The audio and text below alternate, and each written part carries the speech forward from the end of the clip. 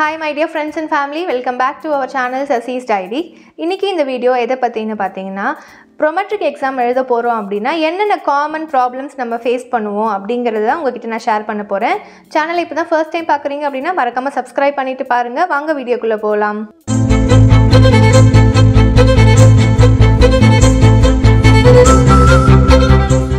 First and foremost, என்னோட kind advice என்னன்னு பார்த்தீங்கன்னா சவுதி ப்ரோமெட்ரிக் எக்ஸாம் வந்து தயவு செஞ்சு உங்களோட ஓன் கண்ட்ரிலேயே முடிச்சுட்டு வாங்க. பிகாஸ் நான் வந்து இங்கே எழுதுனதுனால அதோட கஷ்டங்கள் நான் ரியலைஸ் பண்ணேன். ஸோ வந்து ஒரு பெட்டர் ஐடியா என்னென்னா நீங்கள் உங்களோட ஓன் கண்ட்ரிலேயே முடிச்சிடுங்க. அதுதான் உங்களுக்கு ஈஸியும் கூட.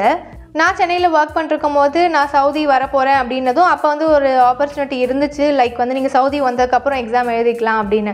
So I was too lethargic. நான் வந்து எக்ஸாம் பற்றின ஒரு கேரே இல்லாமல் ரொம்ப ரிலாக்ஸ்டாக இருந்தேன். இங்கே வந்து தான் படித்தேன். ஈவன் நான் நோட்ஸ் கூட கேதர் பண்ணல. நம்ம வீட்டில் இருக்கும்போது ஒரு பிடிஎஃபோ இல்லை சவுதி ப்ரோமெட்ரிக் எக்ஸாமோட கொஷின் பேட்டர்ன் எப்படி இருக்கும், என்ன ஸ்கோர், எதுவுமே எனக்கு ஒரு nil idea about Saudi Prometric exam when I was in Chennai.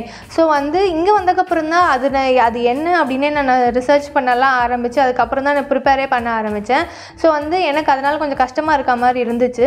But இப்போ கன்ஃபார்மாக ரூல் என்ன ஆக்கிட்டாங்கன்னா சவுதி ப்ரோமெட்ரிக் எக்ஸாம் வந்து கண்டிப்பாக உங்களோட கண்ட்ரிலேயே முடிச்சுட்டு வந்தால் தான் உங்களுக்கு சவுதி வீசாவே கிடைக்கும் அப்படின்னு சொல்லி அகைன் ரொம்ப வருஷத்துக்கு முன்னாடி அந்த மாதிரி தான் இருந்துச்சான்.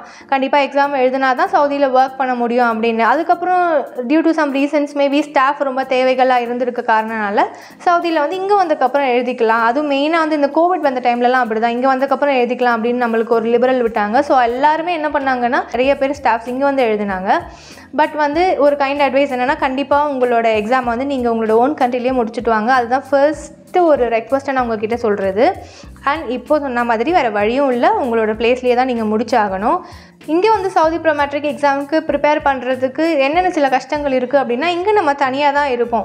ஸோ நம்மளோட ஒர்க் முடிச்சுட்டு நம்மளோட டியூட்டி ஒர்க்ஸ் எல்லாம் முடிச்சுட்டு அங்கே சம் அசைன்மெண்ட்ஸ் எல்லாம் கொடுப்பாங்க. ஸோ எல்லாருக்குமே தெரியும் ஒரு ஹாஸ்பிட்டலில் ஒர்க் பண்ணுறோம் அப்படின்னா நிறைய காம்படென்சிஸ் இருக்கும், நிறைய இவாலுவேஷன்ஸ் இருக்கும் அண்ட் நிறைய கிளாஸ் வந்து அட்டென்ட் பண்ணுற மாதிரி இருக்கும். சம்டைம்ஸ் நம்மளே inside the ward inside the யூனிட்குள்ளேயே நம்மளுக்கே ஏதாவது ஒரு டாபிக் கொடுத்து கிளாஸ் எடுக்கணும் அப்படின்னு சொல்லிலாம் நம்மளுக்கு நிறைய இன்ஸ்ட்ரக்ஷன்ஸ் எல்லாம் இருக்குது. அது எங்கேயுமே அந்த எஜுகேஷன் ப்ராக்டிசஸ் வந்து போய்கிட்டே தான் இருக்கும். நம்ம ஊரில் எப்படி ஒரு ஹாஸ்பிட்டல்ஸில் இந்த மாதிரியான எஜுகேஷன் ப்ராக்டிசஸ்லாம் இருக்கும், அதே மாதிரி இங்கேயுமே இருக்குது. ஸோ இப்போ என்ன எடுத்துக்கிட்டிங்கன்னா நான் வந்து பிஹெச்சியில் ஒர்க் பண்ணுறேன்.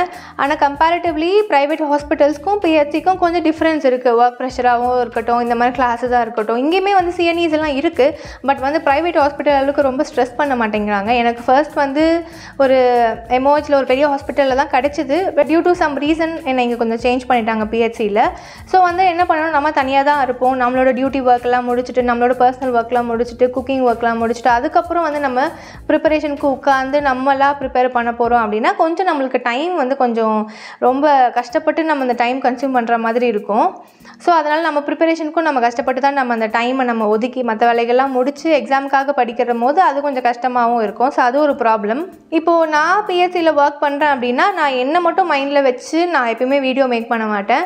ஸோ நிறைய ஃப்ரெண்ட்ஸ் வந்து எம்ஓஹெச்லேயே வந்து பெரிய ஹாஸ்பிட்டல்ஸில் ஒர்க் பண்ணுறவங்களும் இருக்காங்க. லைக் டெர்ஷரி கேர் ஹாஸ்பிட்டல்ஸில் ஒர்க் பண்ணுறவங்க இருக்காங்க. தென் வந்து ப்ரைவேட் ஹாஸ்பிட்டல்ஸில் ஒர்க் பண்ணுறவங்களும் இருப்பாங்க. ஸோ நான் சொல்கிற இன்ஃபர்மேஷன் வந்து ஆல் டுகெதர் எல்லா நர்சஸ்க்குமே ஆன காமன் விஷயங்கள் தான் நான் சொல்லுவேன்.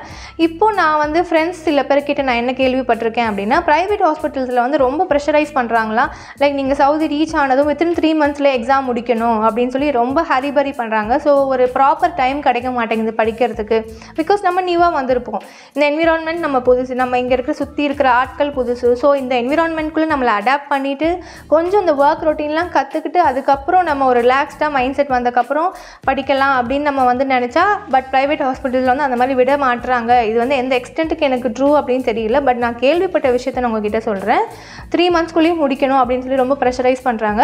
And at the same time if in case நம்மளால் பாஸ் பண்ண முடியல அப்படின்னாலும் ஒரு மாதிரி வந்து நம்மளை வந்து பயமுறுத்திட்டே இருக்கிற மாதிரியாக இருக்கும். லைக் ஒரு நெகட்டிவ் வைப்ரேஷன் தர மாதிரியே இருக்குமா. நீங்கள் வந்து இஃப் இன் கேஸ் ஃபெயில் ஆகிட்டிங்கன்னா உங்களை கண்டிப்பாக நாங்கள் அனுப்பிடுவோம், உங்களை இங்கே ஒர்க் பண்ண விட மாட்டோம் அப்படி இப்படின்னு சொல்லி நம்மளை வந்து ஒரு டீமோட்டிவேட் பண்ணுற மாதிரியே இருக்குது அப்படின்னு சொல்கிறாங்க சில ப்ரைவேட் ஹாஸ்பிட்டல்ஸில். அதனால வந்து இந்த மாதிரியான ப்ரெஷர் சுச்சுவேஷன்ஸ்லாம் நம்மளுக்கு எதுக்கு தேவையில்லாமல் அன்வான்டாக ஃபேஸ் பண்ணிவிட்டு அதுவும் இல்லாமல் வேறு ஒரு கண்ட்ரியில் வந்து இவங்ககிட்ட நம்ம இந்த மாதிரி பேச்சு வாங்கணும். ஸோ பெட்டர் நம்ம ஊர்லேயே முடிச்சுட்டு வர்றதுனால நம்மளுக்கு வந்து ஒரு ரிலாக்ஸ்டான மைண்ட் செட் இருக்கும். அதனால் இதுவும் ஒரு ப்ராப்ளமாக இருக்குது. And most of the private ஹாஸ்பிட்டல்ஸில் வந்து நீங்கள் எக்ஸாம் முடிக்காத வரைக்கும் என்ன தான் நம்மளோட ஓன் கண்ட்ரியில் வந்து நம்ம ஒரு 10 இயர்ஸ் எக்ஸ்பீரியன்ஸ் இல்லை 12 இயர்ஸ் எக்ஸ்பீரியன்ஸ் ஆன ஸ்டாஃப்ஸாக இருந்தாலுமே கூட இங்கே வந்ததுக்கப்புறம் நம்மளை ஒரு மாதிரி ஜூனியர் மாதிரி தான் ட்ரீட் பண்ணுவாங்க. நம்ம ஊர்லலாம் பார்த்திங்கன்னா நம்ம கீழே ஒரு 5-6 ஜூனியர்ஸ் இருப்பாங்க, அவங்களுக்கு நம்ம ட்ரைனிங் கொடுத்துருப்போம். பட் ஆனால் நம்மளோட சுச்சுவேஷன் இங்கே வந்ததுக்கப்புறம் என்னவாக இருப்போம்னா நம்ம தான் அங்கே ஜூனியராக இருப்போம். என்ன தான் நம்ம 10-12 இயர்ஸ் எக்ஸ்பீரியன்ஸ் ஆன ஸ்டாஃபாக இருந்தாலுமே அன்லெஸ் நம்ம எக்ஸாம் முடிக்காத வரைக்கும். ஸோ வந்து நம்மளுக்கு வந்து அந்த மாதிரியான ஒரு இல்ட்ரீட்டான சிச்சுவேஷன்ஸ் எல்லாம் நம்ம அவாய்ட் பண்ணுறதே பெஸ்ட்டு. ஸோ அதுக்காக தான் வந்து நான் அகைன் திருப்பியும் சொல்கிறேன், எக்ஸாம் வந்து சீக்கிரமாக முடிக்கிறது ரொம்ப நல்லது. அண்ட் மோரோவர் நம்ம எக்ஸாம் வந்து அங்கேயே முடிச்சுட்டு வந்துட்டோம் அப்படின்னா இங்கே வரும்போது நம்மளுக்கு ஒரு கான்ஃபிடென்ஸ் இருக்கும், நம்ம எக்ஸாம் முடிச்சிருக்கோம், நம்ம பாஸ் ஆகிருக்கோம், நம்மக்கிட்ட வந்து இப்போ சவுதி நர்சிங் லைசன்ஸ் இருக்குது, நம்ம வந்து eligible for working in Saudi அப்படின்னு சொல்லி நம்மளுக்குள்ளேயே ஒரு செல்ஃப் கான்ஃபிடென்ஸ் இருக்கும். ஸோ நம்மளோட பேக்ரவுண்ட் வந்து நம்ம பக்கா சேஃப்டியாக ஒரு பில்டப் பண்ணி இங்கே வந்திருப்போம். அதுவுமே வந்து ஒரு நம்மளுக்கு செல்ஃப் கான்ஃபிடென்ஸ் பூஸ்ட் பண்ணுற மாதிரி இருக்கும். இங்கே வந்து எக்ஸாம் எழுதணுமா, இங்கே வந்து ப்ரிப்பேர் பண்ணணும், இங்கே வந்து படிக்கணும் அப்படி இப்படின்னு சொல்லி நம்மளுக்கு நிறைய குழப்பங்கள்லாம் இல்லாமல் ஆல்ரெடி நம்ம முடிச்சுட்டு வந்துட்டு அவ்வளோதான், நம்மளுக்கு எல்லாமே முடிஞ்சு போச்சு. இன்னும் நம்மளுக்கு இங்கே நம்மளுக்கு கொடுக்குற டிபார்ட்மெண்ட்டில் நம்ம ஒர்க் பண்ண போகிறோம், தென் டியூட்டி போக போகிறோம், அந்த டியூட்டி ஒர்க்ஸ் கேரி ஆன் பண்ண போகிறோம், அவ்வளோதான். இந்த எக்ஸாம் டென்ஷனே இல்லாமல் இருக்கும். ஸோ நம்மளுக்கு செல்ஃப் கான்ஃபிடென்ட்டாகவும் இருக்கும். So apart from the Prometric exam இந்த ப்ரைவேட் ஹாஸ்பிட்டல்ஸில் வந்து நிறைய காம்படென்சிஸ் மாதிரியான கிளாஸஸ் அண்ட் டெஸ்ட் எல்லாம் வச்சுட்டே இருக்காங்களாம். ஸோ அதுக்குமே வந்து நம்ம ப்ரிப்பேர் பண்ணி தான் ஆகணும். பிகாஸ் நம்ம வந்து ஒரு காம்படென்சியில் நல்லா பண்ணலை, இவாலுவேட் பண்ணதுக்கப்புறம் நம்ம வந்து அப் டு த மார்க் இல்லை அப்படின்னா அகைன் நம்மளை வந்து காம்படென்சியில் வந்து உட்கார வச்சு திருப்பியும் படிக்க வச்சு, ஸோ நம்மளுக்கு என்ன தான் கொஞ்சம் நாலேஜ் இருந்தாலுமே கூட மேபி சம் ரீசன்ஸ்னால அந்த காம்படென்சிஸ் வந்து நம்ம நல்லா பண்ண முடியாமல் கூட போகலாம். நம்ம அதுக்காக நம்மளுக்கு நாலேஜ் இல்லை, நம்மளுக்கு எக்ஸ்பீரியன்ஸ் இல்லை, ப்ராக்டிக்கல் நாலேஜ் இல்லை, தியரட்டிக்கல் நாலேஜ் இல்லை அப்படிங்கிறது அர்த்தம் கிடையாது. ஏதாவது ஒரு ரீசன்னால அந்த காம்பிடென்சியில் நம்மளால் ஒரு பெஸ்ட்டாக பெர்ஃபார்ம் பண்ண முடியாமல் இருந்திருக்கும். ஸோ அந்த மாதிரியான சிச்சுவேஷன்ஸ் எல்லாம் இங்கே நிறையா இருக்குங்கிறதுனால காம்பிடென்சி டெஸ்ட்டுக்கும் நம்ம வந்து நிறைய ப்ரிப்பேர் பண்ண வேண்டியது இருக்குது. ஸோ அதுக்காக அதுக்கும் நம்ம படிக்கிறதுக்கான டைம் ஸ்பெண்ட் பண்ண வேண்டியதாக இருக்குது. பிகாஸ் நம்ம ஒழுங்காக பெர்ஃபார்ம் பண்ணலை இனிஷியல் பீரியட்லேயே அப்படின்னா first impression is the best impression சொல்லுவாங்கள்ல. ஸோ நம்ம வந்து நல்லா பெர்ஃபார்ம் பண்ணலை அப்படின்னா லாஸ்ட் வரைக்கும் இந்த ஸ்டாஃபை இவங்களுக்கு இவ்வளோ தான், அவங்க ஒழுங்காக காம்பிடென்சி பண்ண மாட்டாங்க, கொஷின் கேட்டால் ஆன்சர் பண்ண மாட்டாங்க. ஸோ அப்படியே ஒரு நம்மளுக்கு ஒரு நேம் ஃப்ரேம் பண்ணிடுவாங்க. அதனால வந்து ஃபர்ஸ்ட் இம்ப்ரெஷனே வந்து நம்ம மேலே ஒரு கான்ஃபிடென்ஸ் பில்டப் பண்ணணும். ஆஸ் அ இந்தியன் நர்ஸஸாக நம்ம வந்திருக்கோம் அப்படின்னா நம்ம எங்கேயுமே யாருக்கு முன்னாடியே நம்ம தலை குனிஞ்சு போகக்கூடாது. ஸோ நீங்கள் என்ன தான் கண்டினியூஸாக ஒர்க் பண்ணிகிட்டே இருந்தாலும் சரி, மெனி இயர்ஸ் ஆஃப் எக்ஸ்பீரியன்ஸ் இருந்தாலும் ஓகே, கொஞ்சமாக நீங்கள் இங்கே சவுதி வர போகிறீங்க அப்படின்னா ஒரு 6 months பிஃபோர் வந்து நீங்கள் புக்ஸ் எல்லாம் எடுத்து நீங்கள் வச்சுருப்பீங்கல்ல, நோட்ஸ் எல்லாம், காலேஜ் படித்த நோட்ஸு, இப்போ தான் முடிச்சிருக்கீங்க, காலேஜ் முடிச்சிருக்கீங்க, ஒரு 2-3 இயர்ஸ் தான் முடிச்சிருக்கீங்க அப்படின்னா கண்டிப்பாக நம்ம நோட்ஸ் எல்லாம் வச்சுருப்போம். ஸோ அந்த நோட்ஸ் எல்லாம் கோ த்ரூ பண்ணுங்கள், கண்டிப்பாக அந்த நாலேஜை வந்து அகைன் ரீகெயின் பண்ணுங்கள்.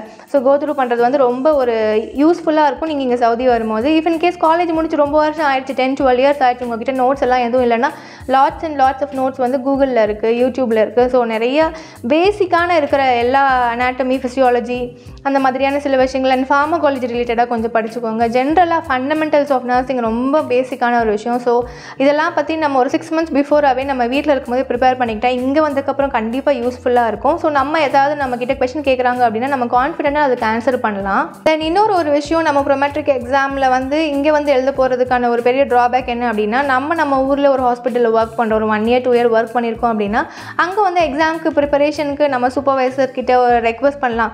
லைக் நாங்கள் வந்து கொஞ்சம் எங்களுக்கு டியூட்டிஸ் எல்லாம் எங்களுக்கு ஏற்ற மாதிரி மாற்றி கொடுங்க.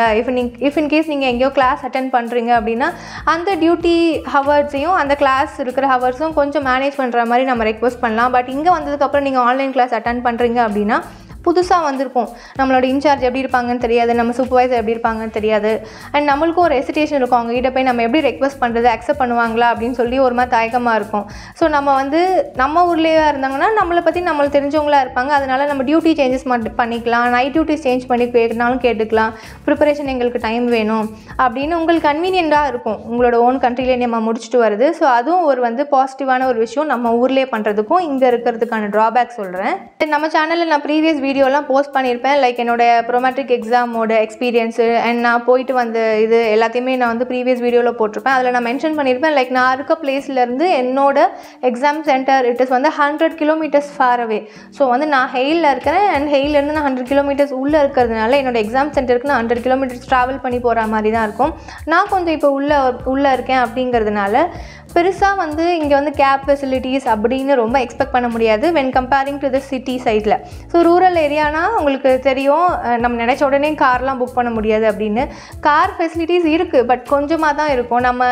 நம்ம ஊரில் இஃப் இன்கேஸ் ஊபர் புக் பண்ணுறோம் எக்ஸாம் சென்டருக்கு போகிறதுக்கு, ஏதோ ரீசன்னால அது நம்மளை கேன்சல் ஆகிடுச்சுன்னா ஒன்றும் இல்லைனா நம்மளுக்கு இன்னொரு ஆப்பர்ச்சுனிட்டி இருக்குது, ஓகே ஊபர் இல்லைனா ஓலா, அந்த சான்சஸ் இருக்குது.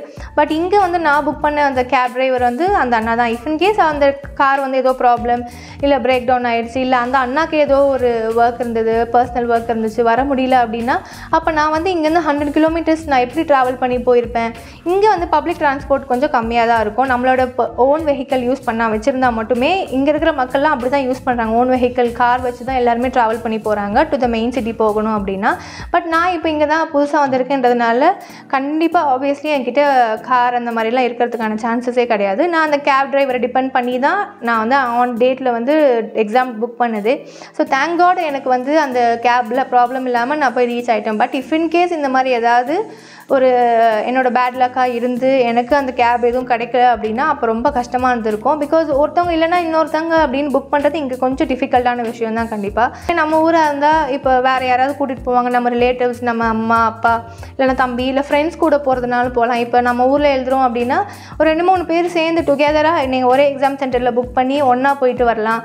இப்போ நான் வந்து போகிறேன் அப்படின்னா எனக்கு வந்து இங்கே யாருமே கிடையாது. ஒரே ஹாஸ்பிட்டலில் ஒர்க் பண்ணுற ஃப்ரெண்ட்ஸாக இருந்தால் ஓகே. பட் இப்போ நான் பிஹெச்சியில் இருக்கிறதுனால நான் மட்டும்தான் போய் 100 கிலோமீட்டர்ஸ் ட்ராவல் பண்ணி போய் எக்ஸாம் எழுதிட்டு வந்தேன்.